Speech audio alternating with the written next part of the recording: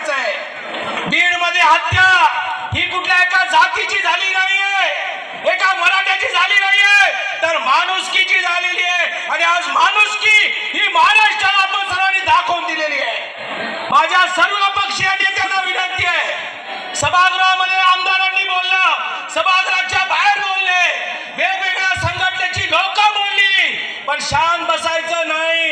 एवढीच विनंती करून जोपर्यंत हा आका कोण आहे, जोपर्यंत निर्णय लागत नाही तोपर्यंत शांत बसायचं नाही. जय भवानी, जय शिवाजी.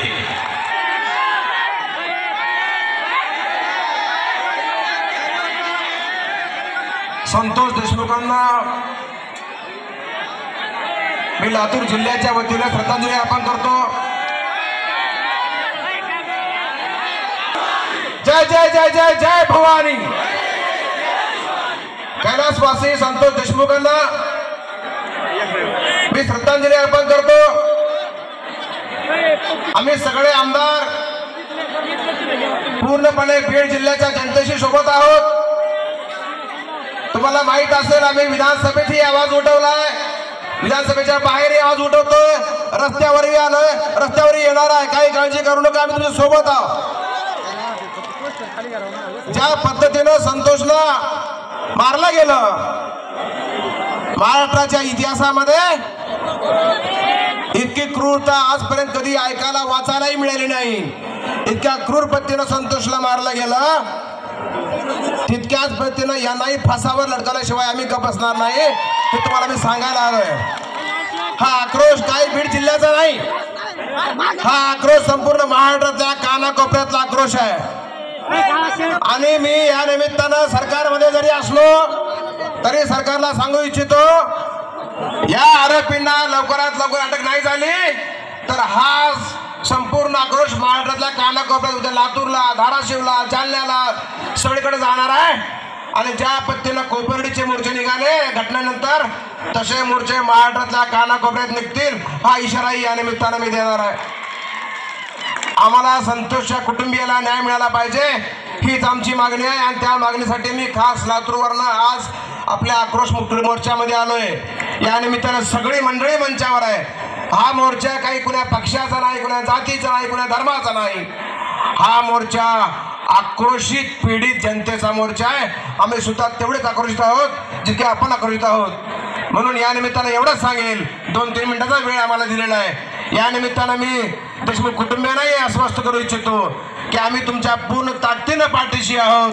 मुख्यमंत्र्यांनी सांगितलेलंच आहे आणि मला खात्री आहे की लवकरात लवकर या मुख्य आरोपीला, जे कोणीही असतील, कितीही मोठे असतील, आणि कराड असतील, आणखी कोणी असतील, या सगळ्यांना अटक व्हायशिवाय राहणार नाही. आणि यांना अटक नाही झाली तर असा मोर्चा पुन्हा लातूरलाही होईल, पुन्हा बहादूरलाही होईल, हे आश्वासन तुम्हाला या निमित्तानं देतो. आणि सगळ्यांनी आणि या निमित्तानं सरकारने या मोर्चाची दखल घ्यावी एवढं निमंत्रण देतो, विनंती करतो. थांबतो. जय हिंद, जय महाराष्ट्र, जय शिवराय. संतोष अण्णा देशमुख यांच्या स्मृतीस अभिवादन करते. आणि आपणाला दोनच गोष्टी सांगण्यासाठी आज मी इथे उभी आहे की संतोष अण्णा यांची ज्या अमानुषपणे हत्या करण्यात आलेली आहे, त्याला कोणताही जातीय रंग न देता एका तरुण नेतृत्वाची ही जी हत्या केलेली आहे, त्या हत्यारांना शासनाने आजपर्यंत दखल न घेतल्यामुळे हा लाखोच्या संख्येने जमाव रस्त्यावर उतरलेला आहे. गेले काही दिवस आपण महाराष्ट्रातील पोलिसांची आजपर्यंत ख्याती ऐकून होतो, परंतु गेले काही दिवस या बीडमधील स्थानिक पोलीस प्रशासनाचं अपयशही आपण प्रकर्षाने पाहिलेलं आहे. नुकताच हा तपास CIDच्या हाती गेलेला आहे. या निमित्ताने शासनाला आमचं आवाहन आहे की लवकरात लवकर हे दोषी आरोपी शोधून त्यांना समाजासमोर आणावं आणि त्यांना कायद्याच्या प्रक्रियेमध्ये उभं करून त्यांच्यावरती कठोरात कठोर कारवाई करण्यात यावी. जय शिवराय.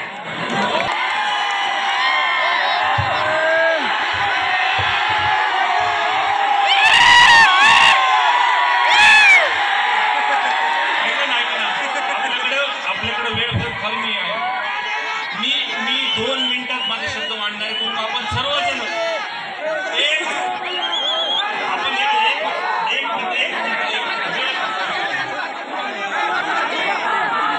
स्टेजवरती इथं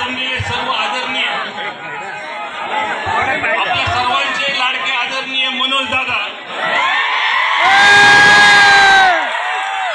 आपल्या या व्यासपीठावर असलेल्या सर्वच पक्षातून आलेले आमदार, सर्व संघटनेचे सर्व पदाधिकारी, सर्व सदस्य, सर्व जाती धर्मातून आलेले सर्व संतोष अण्णा देशमुख या कुटुंबाला न्याय भेटण्यासाठी आलेले आपण सर्वच मान्यवर.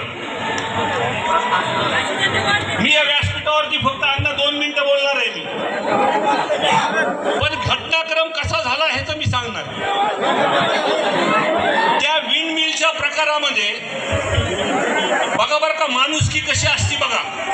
तो जो वॉचमन होता तो बौद्ध समाजाचा होता. संतोष अण्णा देशमुख हा मराठा समाजाचा होता. जेव्हा त्या वॉचमनला तिथं मारहाण करण्यात आली, तो खंडीचे हे जे वाल्मिक अण्णा कलरचे हे जे गुंड लोक तिथं गेले होते, त्या वॉचमननी जेव्हा तिथं अडवलं तेव्हा संतोष अण्णा देशमुखनी उघड भूमिका घेऊन तिथं त्या माणसाला अडवलं. तिथं हे सगळ्या गोष्टी केलेल्या आहेत. बरोबर आहे की नाही विषय?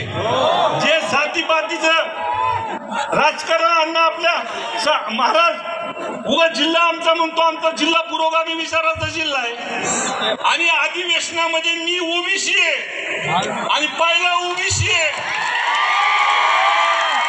की ठामपणे म्हणतो ह्या वाल्मिक करायला 8 टाका म्हणून. आवर्जून आपल्याला इथं सांगेल की या घटनेनंतर गावाच्या लोकांना, सर्वच जिल्ह्यातले सर्व आमदार भेटले आणि भेटल्यानंतर त्यांना सांगितलं अधिवेशनामध्ये आपण तिथं आवाज उठवू. आपण सगळ्यांचे भाषण तिथं बघितले. सगळ्यांनी कळकळून, मी तर विरोधी पक्ष मार्गावरती आहे, पण धस अण्णा तर भाजपमध्ये आहेत ना. आमचे प्रकाश दादा तर अजितदादाकडे आहेत ना. आमचे आवड साहेब तर आमचे, पण छाती ठोकून म्हणले ह्याला 8 टाका म्हणले ते. आणि सगळ्यात महत्वाचं की सीएम साहेबाच्या जवळचे अभिमन्यू पवार, मी जेव्हा त्यांना ही घटना सांगितली तर सभागृहामध्ये त्यांनी आमची साथ दिलेली आहे. त्या माणसासाठी एक टाळ्या, सगळ्यांसाठी टाळ्या. हा काही कोणत्या जातीचा पातीचा हा विषय नाही. सरकारमध्ये आम्ही सर्वांनी मागणी केल्यानंतर त्या सभागृहामध्ये आम्ही सुरुवातीला म्हणलं होतं की राजकारण आणायचं नाही, म्हणून या सर्व लोकांनी आपल्याला साथ दिलेली आहे तिथं. आणि सर्वांनी बोलल्यानंतर मुख्यमंत्री साहेबांनी, अजितदादांनी, शिंदे साहेबांनी तिथं सभागृहासमोर सांगितलं की दोषी कुणी जरी असेल तर त्याला सोडणार नाही. आमचं एक आमदार म्हणून, लोकप्रतिनिधी म्हणून बारीक लक्ष अण्णा, तुम्ही ज्या सभागृहामध्ये ज्या पद्धतीने तुम्ही तिथं बोललात, अजून 5 मिनिटं जर अण्णा जर तिथं बोलले असते तर सभागृह ढसढस रडलं असतं तिथं. हे सगळं महाराष्ट्राने बघितलंय. त्याच्यामुळं काळजी करू नका. ह्या ज्या माणसांनी, पवारसाहेब, अभिमन्यू पवारसाहेब, तुम्हाला मी म्हणलं होतं लोकांमध्ये रोष आहे, लोकात शांतता आहे, पण जेव्हा मोर्चा निघेल तुम्हाला दिसेल ह्या कोणता जातीपातीचा मोर्चा नाहीये. ह्याच्यामध्ये हिंदू, मुस्लिम, बौद्ध, 18 पगड जातीचे लोक सगळे या मोर्चामध्ये. एक माणूस आपल्याला गेलेला आहे, आपला घरचा माणूस गेलेला आहे, तिला न्याय देण्यासाठी इथं जमलेले आहेत साहेब. आणि ज्या पद्धतीने सभागृहामध्ये सरकारच्या माध्यमातून घोषणा झाली, SP साहेबची बदली झाली, ह्या 2-4 दिवसामध्ये कडक कारवाई होती, हे पण प्रामाणिकपणे आम्ही सांगतो. काही अटक झाले, 2 नंबरचे धंदे बंद झाले, पण सर्वात महत्वाचं साहेब की आमची घडीचा काटा एकाच ठिकाणी अडकतो की या वाल्मिक कराडला त्याला फक्त त्या खंडीच्या गुन्ह्यामध्ये अजून अटक नाही. आवड साहेब, दुसरी गोष्ट त्याचं कनेक्शन डायरेक्ट लागतंय त्या खंडीमुळे 302 मध्ये. 19 दिवस झाले अजून सुद्धा त्याला एका गुन्ह्यामध्ये अटक नाही आणि दुसऱ्या गुन्ह्यामध्ये तुम्हाला सांगतो अजून त्याचं 302 मध्ये कट कारस्थान नेमलेलं आहे, त्याचा तपास होत नाही. बाकीच्या गोष्टी आहेत. आणि मी जेव्हा मतदारसंघातला दौरा केला दसांना आणि दादा, तेव्हा लोकांकडून ही मागणी आली की ह्यांना ह्या वाल्मिकांना संरक्षण हे जे आहे धनंजय मुंडे साहेबांचं आहे. माझी प्रमुखपणे मागणी आहे की एक मला बोलून द्या व्यवस्थित. एक तर या केसमध्ये 302 मध्ये कट कारस्थानमध्ये त्याचं नाव आलं पाहिजे, वाल्मिक कराडला अटक झाली पाहिजे, ही केस अंडर ट्रायल चालली पाहिजे, ही फास्ट ट्रॅक वर चालतात म्हणून सरकारने जाहीर केलंय. जोपर्यंत धनंजय मुंडे साहेबांचा राजीनामा घेतला पाहिजे, ही आमची कळकळीची विनंती आहे. साहेब, आमचं काही राजकारण नाही.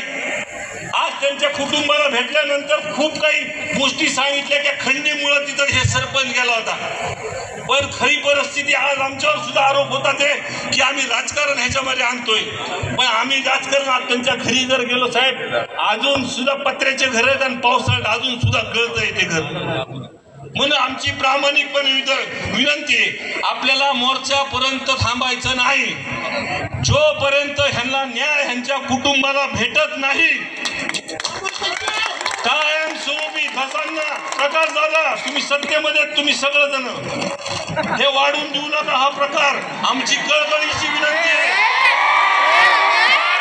आणि आवर्जून सांगेल की गुन्हा ज्या दिवशी एखादा खोटे गुन्हे आमच्यावरती लवकर दाखल होते, ती म्हणजे चॉकलेट चारल्या खालचं तेव्हा अंगर कुटुंबीवरती एका महिन्यात 2, 307 आणि 1 ॲट्रॉसिटी.